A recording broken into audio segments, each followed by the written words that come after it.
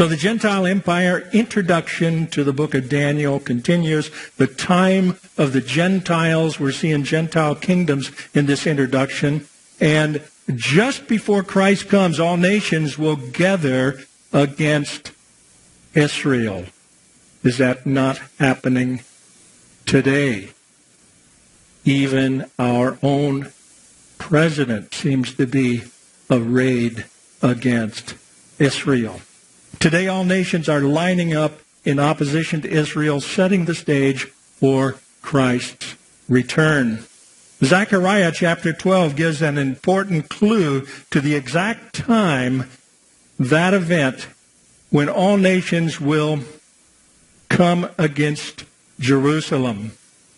So, Zechariah is a very important book. Talks much about the Messiah. Except for the book of Isaiah, the book of Zechariah is the most messianic book in the Old Testament. Zechariah 12 verse 2 says, "Behold, I will make Jerusalem a cup of trembling unto all the people round about, when they shall be in the siege both against Judah and against Jerusalem." This is speaking of a time that is coming. And we're going to see all the nations going against Jerusalem in these days. In verse 3, "And in that day will I make Jerusalem a burdensome stone for all people. All that burden themselves with it shall be cut in pieces." Dangerous times to go against Israel now. We see that Jerusalem is that burdensome stone in these end times. And we also realize that there are dangerous people that is now surrounding Israel, particularly with ISIS and others there that are, there's genocide. ISIS is doing genocide against Christian peoples today. And they're murdering them, killing them, what have you. So, but anyway, those that goes against Israel will be all those that burden themselves, actually burden themselves. In other words, concern themselves overly concern themselves. And going against Israel, they will be cut in pieces. Though all the people of the earth be gathered together against it. So then in chapter 14, Zechariah again writes that all nations will be gathered against Jerusalem. He says in 14 verse 2, "For I will gather all nations against Jerusalem to battle. Then shall the Lord go forth and fight against those nations as when he fought in the day of battle." Revelation 16 now speaks of this time when all nations will gather against Jerusalem instead of some nations. This is all nations. Does that mean that the United States is part of this coalition that goes against Israel? It seems like it based on what is happening today that we are heading in that direction. So, Revelation 16 verse 12, and this is one of the reasons that if you look at Ezekiel chapter 38 and 39, it names the nations that are going against Israel in the battle of Gog and Magog. But in the battle of Armageddon, it is all nations instead of some nations. So Revelation 16 speaks of this battle of Armageddon, and starting in verse 12, "And the sixth angel poured out his vial upon the great river Euphrates, and the water thereof was dried up, that the way of the kings of the east might be prepared. And I saw 3 unclean spirits like frogs come out of the mouth of the dragon, and out of the mouth of the beast, and out of the mouth of the false prophet." At verse 14 says, "Which go forth unto the kings of the earth and of the whole world, to gather them to the battle of that great day of God Almighty." So these nations are going to be drawn against Israel in this battle of Armageddon. In verse 16, and he gathered them together into a place called in the Hebrew tongue Armageddon. Revelation 19 makes clear that the attack is against the King of Kings. Don't they always attack the King of Kings? That's the message today, that the attack against Israel is attack against the King of Kings and the Lord of Lords. So it's against the King of Kings, Jesus Christ. Notice that this happens when all nations are gathered against Jerusalem. Revelation 19, verse 19, and I saw the beast and the kings of the earth and their armies gathered together to make war against him that sat on the horse and against his army. So, the Antichrist in those times, in these last days, at Armageddon, will go against the King of Kings. How can he hope to win? How can he hope to win? Now carefully notice Revelation chapter 11, verse 2. 11 verse 2 says, but the court which is without the temple leave out, and measure it not, for it is given unto the Gentiles, and the holy city shall they tread under foot 42 months. The above verses indicate that the times of the Gentiles, beginning with Nebuchadnezzar, will not end for Jerusalem until the Lord returns to fight the assembled nations at his second advent. So the times of the Gentiles began with Nebuchadnezzar, and they will go until the Lord returns in his second comings. And why? Why did all of this transpire? I'm talking about Israel. What happened to Israel back in those times, in those days? The sins of Judah. When we talk about Judah, we're talking about Judah and Benjamin. The 10 northern tribes, and we'll talk about those, were carried off by Assyria. But we'll get into that. Let's start with that. Idolatry was an important reason for the captivity of Judah. Israel had been sufficiently warned by God about going after other gods. Notice what Jeremiah has to say about this. Jeremiah 7, verse 24. Now, Jeremiah, the prophet, was a prophet to Jerusalem during the time of the Babylonian siege. The prophets that eventually prophesied out of Babylon were Daniel and Ezekiel. Ezekiel went actually in the second wave. Daniel went in the first wave of captivity during this time. Jeremiah stayed and tried to warn Israel to turn away from their evil deeds. Jeremiah 7, verse 24, but they hearkened not, nor inclined their ear, but walked in the counsels and in the imagination of their evil heart, and went backward and not forward. Since the day that your fathers came forth out of the land of Egypt, unto this day I have even sent unto you all my servants, the prophets, daily rising up early and sending them. Yet they hearkened not unto me, nor inclined their ear, but hardened their neck. They did worse than their fathers.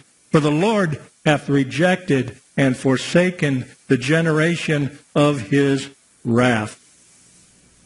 They have set, verse 30, they have set their abominations in the house which is called by my name to pollute it, and they have built the high places in the valley of the son of Hinnom to burn their sons and their daughters in the fire. And verse 34, then will I cause to cease from the cities of Judah the voice of mirth and the voice of gladness, for the land shall be desolate. For the land shall be desolate. And Jeremiah chapter 8 verse 1 says, at that time, saith the Lord, they shall bring out the bones of the kings of Judah, his princes, of the priests, of the prophets, and of the inhabitants of Jerusalem out of their graves. And they shall spread them before the sun and the moon and all the host of heaven whom they have loved and whom they have served, and after whom they have walked, and whom they have sought, and whom they have worshipped. They shall be for dung upon the face of the earth. They worshipped the stars of heaven, the hosts of heaven, whom they have loved and whom they have served. They were into idolatry.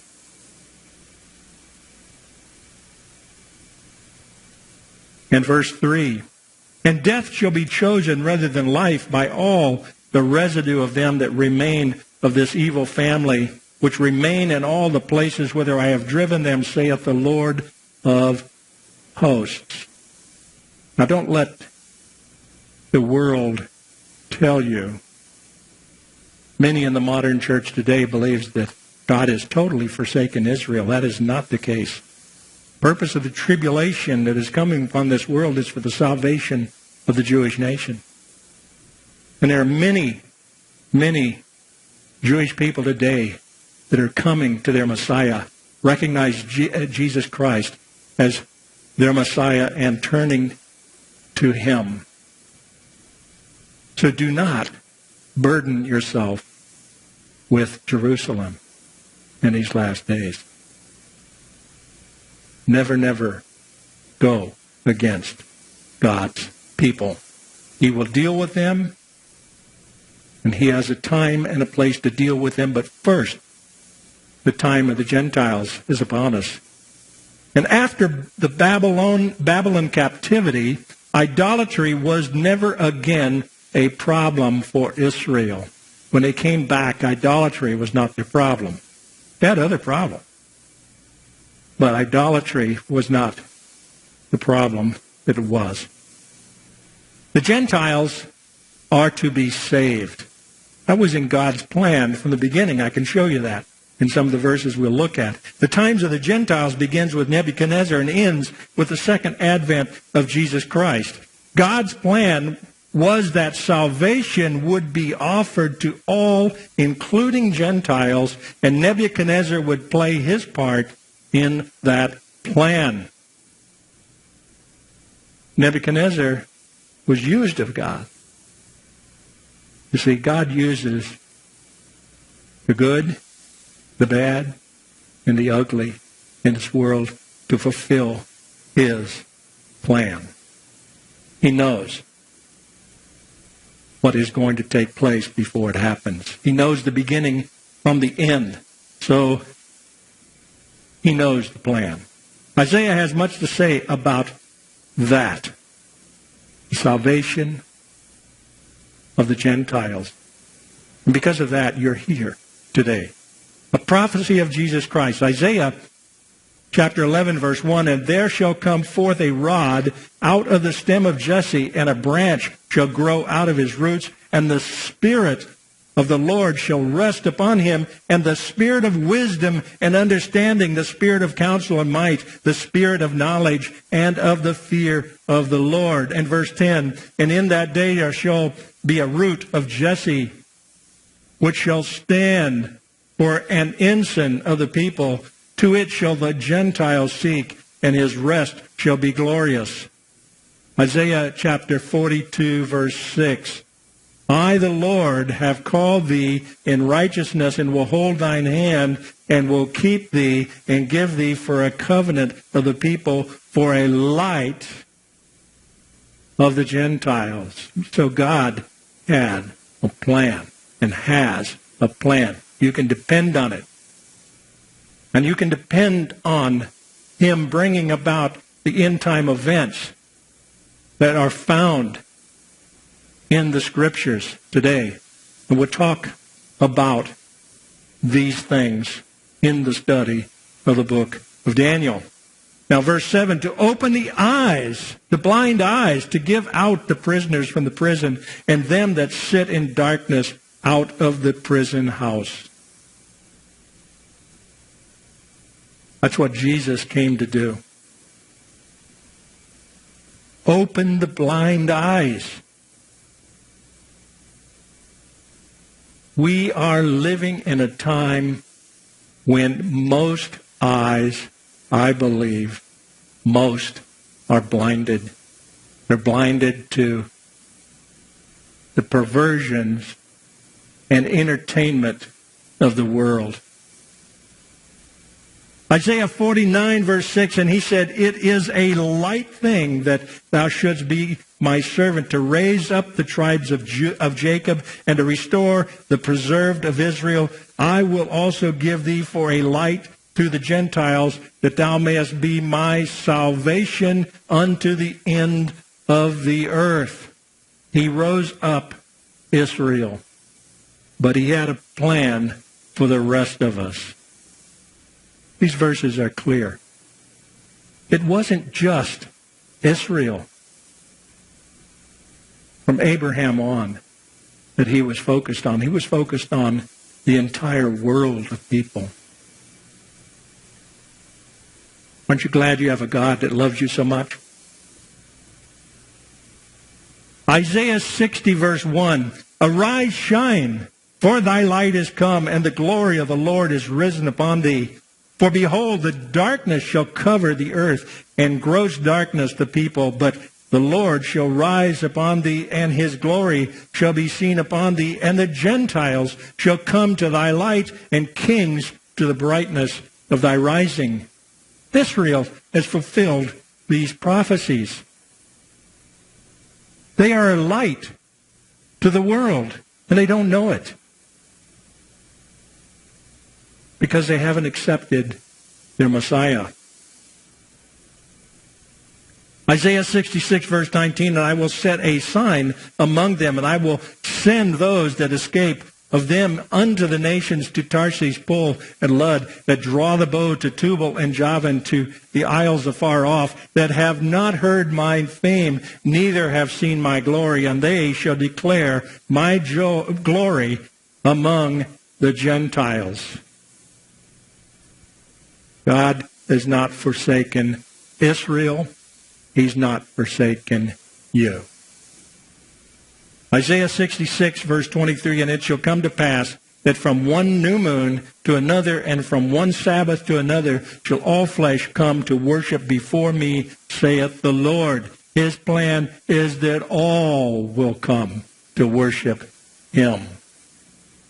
Jew, Gentile. Is there another kind? That's it. It's all peoples. Sabbaths for the land. We're talking about why God sent them into captivity into Babylon. And this is a reason besides idolatry. Besides idolatry, the reason that Israel was to go into captivity is that they failed to honor the Sabbath for their land. The land would now get its rest. And you can see this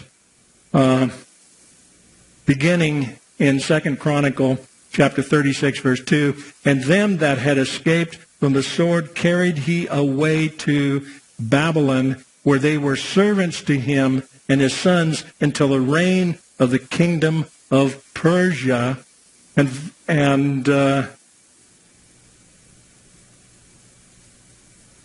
verse 21, "To fulfill the word of the Lord by the mouth of Jeremiah, until the land had enjoyed her Sabbaths." Until the land had enjoyed her Sabbath. 70 years. 7 times 10. 70 years of Sabbaths. For as long as she lay desolate, she kept Sabbath to fulfill 70 years, to give the land rest. They were so greedy that they wouldn't even give their land rest. Jeremiah was even more specific. Jeremiah 25, verse 11 says, "And this whole land shall be a desolation and an astonishment, and these nations shall serve the king of Babylon 70 years. Now the study of Daniel begins, and right now with Daniel 1:1, and this is the conquest. It starts right off with the excitement of a conquest. Nebuchadnezzar is going to come against Jerusalem.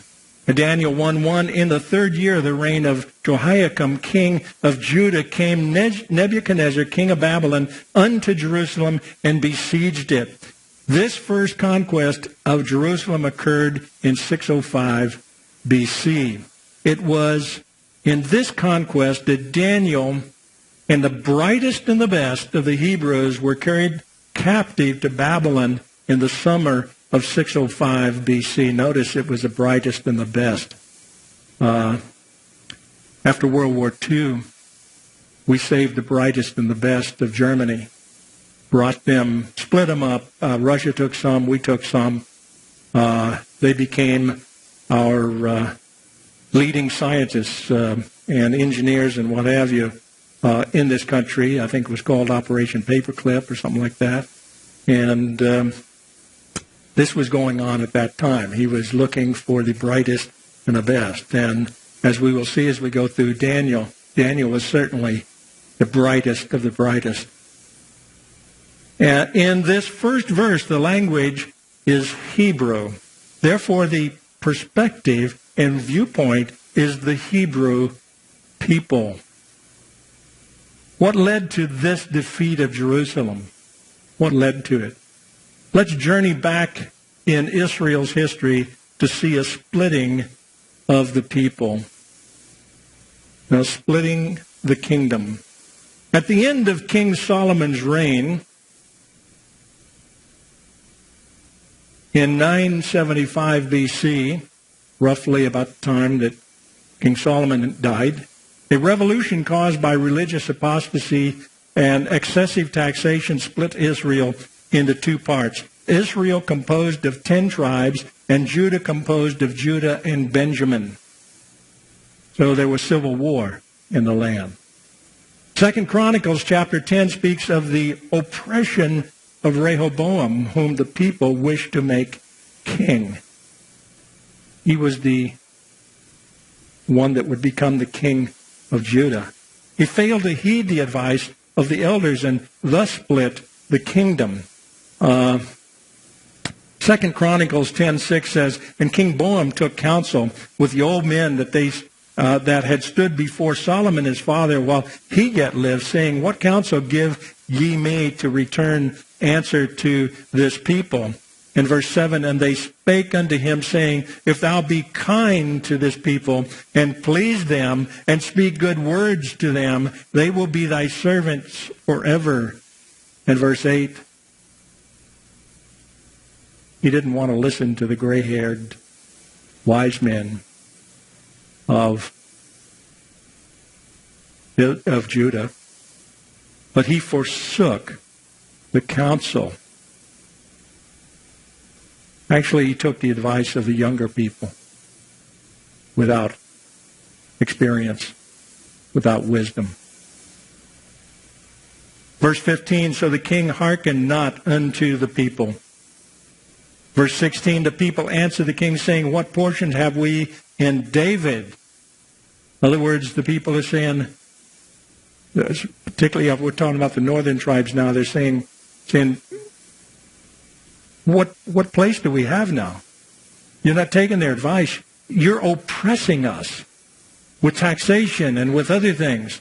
And you're putting in a yoke upon us that we can't bear. And so they're saying, what portion have we in David? Well, basically, they're saying, we're leaving. We're splitting. It's like the North and the South. They split and caused the Civil War. So, and what portion have we in David? And we have none inheritance in the son of Jesse. Jesse was David's father.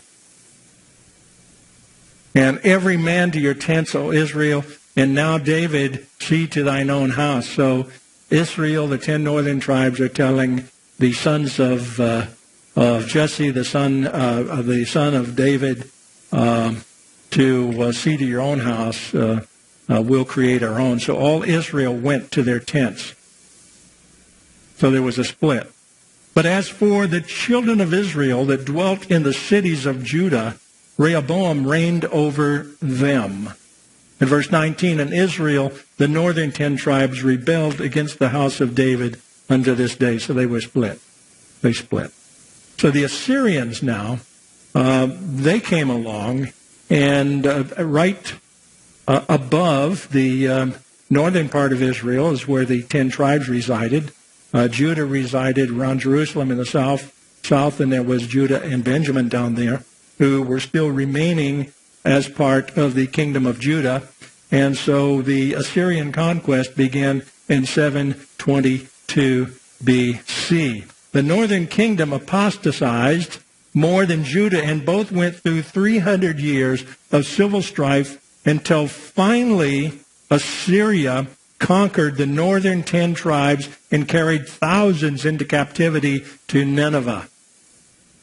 Thousands. A remnant escaped into Judah. The Assyrians sent aliens into Israel, the northern kingdom, to mix with the remaining people to further assure the destruction of the country and people. Aliens came into the land. They sent aliens into the land. They did not think the same way that the Israelites did. They did not worship the same gods to destroy the country. That's why your borders need to be protected in your land, because it dilutes the land from its original purpose.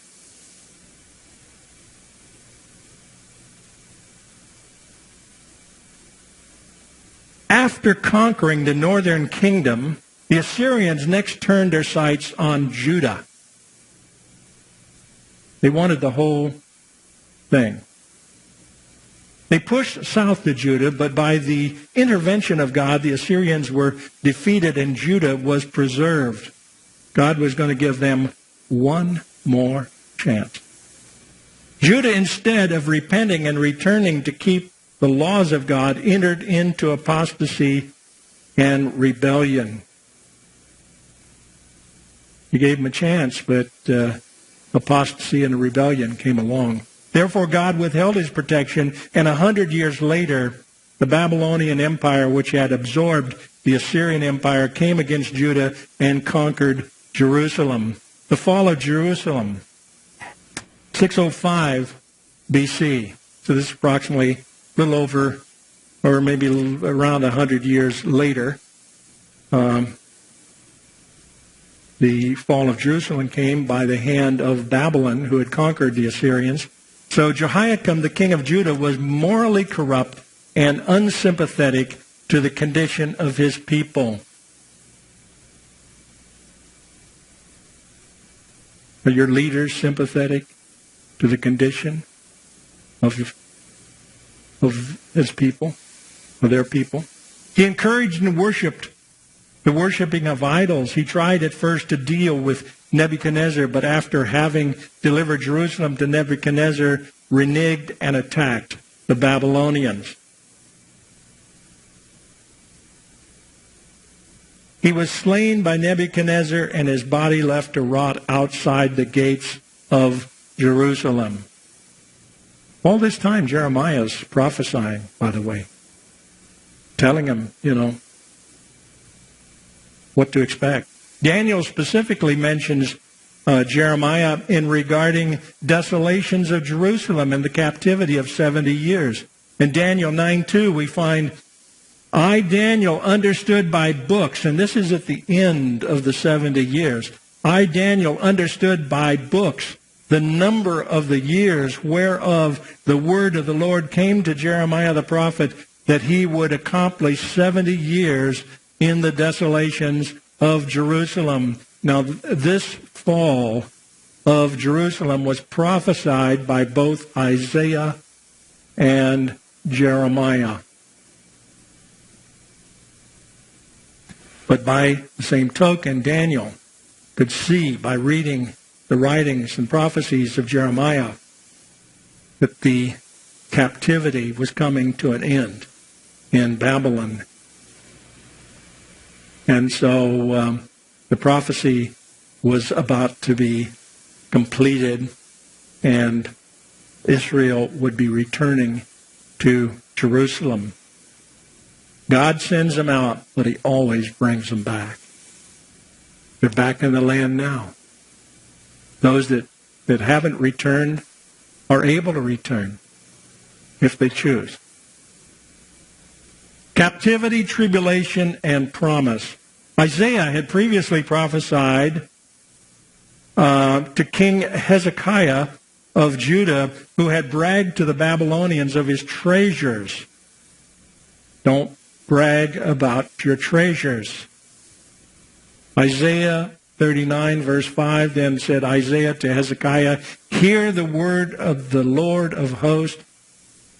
Behold, the days come that all that is in thine house, and that which thy fathers have laid up in store, until this day shall be carried to Babylon, nothing shall be left, saith the Lord." Your treasures are nothing. They can disappear in the snap of a finger. You're not taking them with you when you leave this earth. So do not brag about your earthly treasures. Just keep studying the Scriptures and acknowledging Jesus Christ did it all. And because of him, you'll have treasures beyond imagination after you die. But when you die, you will live. Regarding the people of Judah and the treasures, Jeremiah prophesied, Jeremiah 20, verse 4, "For thus saith the Lord, Behold, I will make thee a terror to thyself, and to all thy friends, and they shall fall by the sword of their enemies, and thine eyes shall behold it. And I will give all Judah into the hand of the king of Babylon, and he shall carry them captive into Babylon, and shall slay them with the sword." Regarding Jerusalem, Jeremiah 21, verse 10 says, "For I have set my face against this city for evil, and not for good, saith the Lord. It shall be given into the hand of the king of Babylon, and he shall burn it with fire." The Jews are to serve the king of Babylon. Jeremiah 25, verse 11, "And these nations shall serve the king of Babylon 70 years. Jeremiah 28, 14, "For thus saith the Lord of hosts, the God of Israel, I have put a yoke of iron upon the neck of these nations, that they may serve Nebuchadnezzar, king of Babylon." God would bring Israel again to Jerusalem after 70 years captivity. He always does. Jeremiah 29:10, "For thus saith the Lord, that after 70 years be accomplished at Babylon, I will visit you and perform my good word toward you, in causing you to return to this place." Verse 14, "I will gather you from all the nations and from the places whither I have driven you, saith the Lord, and I will bring you again into the place whence I caused you to be carried away captive." This has been always a promise of God. When Israel would disobey, he told them that he would scatter them from the land. But the land was theirs as an inheritance. He never took that away from them. He just scattered them off of it. And while the land was barren this last time, there was only nomads that were roaming across the land of Israel.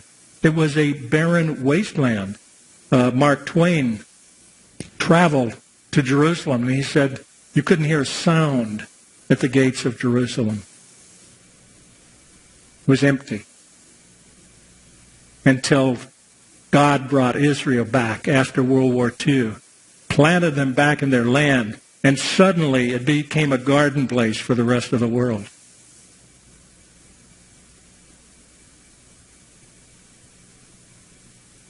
"I will gather you from all the nations, from all the places whither I have driven you, saith the Lord, and I will bring you again into the place whence I caused you to be carried away captive." That the the Jews are back in the promised land is one of the greatest witnesses you have to the truth of the Scriptures.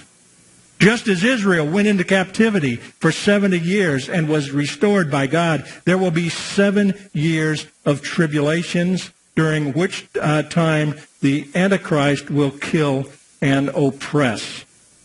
Daniel 9:27, and he, Antichrist, shall confirm the covenant with many for 1 week, 7 years, and in the midst of the week, 3.5 years, he shall cause the sacrifice and the oblation to cease, and for the overspreading of abominations he shall make it desolate, even until the consummation, and that determined shall be poured upon the desolate. After the tribulation, Jesus Christ will return to set up his kingdom of righteousness. The Daniel 9:27 is one of your clearest indications of the 7-year tribulation. And that the Antichrist will have his sway during that 7-year period, and that he will have that sway for 7 years, and that's very clearly laid out in there. This is one place that Jesus mentions in Matthew chapter 24, verse 15, referring back to Daniel for the abomination of desolation. So Jesus himself is validating this Scripture as being factual and yet to come, future. Daniel chapter 1, verse 2. Daniel 1, verse 2, and the Lord gave Jehoiakim, king of Judah, into his, or Nebuchadnezzar's hand, with part of the vessels of the house of God, which he carried into the land of Shinar, to the house of his God, and he brought the vessels into the treasure house of his God. Higher critics have said that there is no evidence for Nebuchadnezzar putting captured treasures in his houses of worship, but archaeology has confirmed that Nebuchadnezzar always put his choicest spoils in his house of worship. The house of his God was a house of his god Marduk. Putting the vessels in the house of Marduk would be a gesture attributing the victory to Marduk. During this time, Solomon's temple was profaned with idols, after which it was completely destroyed. Josephus, historian and priest of the first century, gives a fuller account of this event. Listen what he says. The king of Babylon sent Nebuzaradan, the general of his army, to Jerusalem to pillage the temple, who had it also in command to burn it and the royal palace, and to lay the city even with the ground, and to transport the people into Babylon. Accordingly, he came to Jerusalem in the 11th year of King Zedekiah, and pillaged the temple, and carried out the vessels of God, both gold and silver, and particularly that large laver which Solomon dedicated, as also the pillars of brass and their capiters, with the golden tablets and candlesticks. And when he had carried these off, he set fire to the temple in the 5th month, the 1st day of the month, in the 11th year of the reign of Zedekiah, and in the 18th year of Nebuchadnezzar. He also burnt the palace and overthrew the city. Now the temple was burnt 470 years, 6 months, and 10 days after it was built. It was then 1,062 years, 6 months, and 10 days from the departure out of Egypt. Well, they kept accurate records of that. The general of the Babylonian king now overthrew the city to the very foundations, and removed all the people, and took for prisoners the high priest Sariah, and Zephaniah, the priest that was next to him, and the rulers that guarded the temple, who were 3 in number, and the eunuch who was over the armed men, and 60 other rulers, all whom, together with the vessels they had pillaged, he carried to the king of Babylon. So the king commanded the heads of the high priest and of the rulers to be cut off there.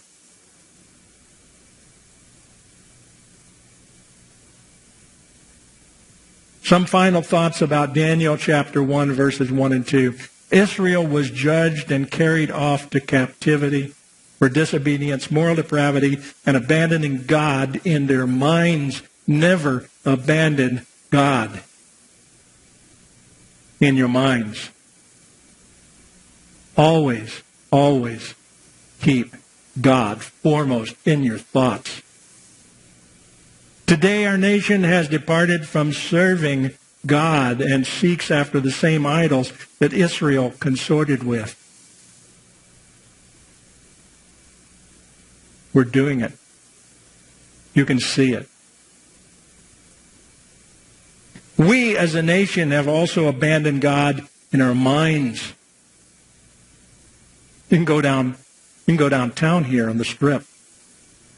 You want to see what this world has become. Instead of sacrificing our children to Moloch, our sacrifices are in the abortion clinics throughout our land. And we don't find a problem with that as a nation. It's supported by our leaders and by our courts and by many of our people. I would say most of our people supporting abortion. What is the matter with us? We're murdering our future.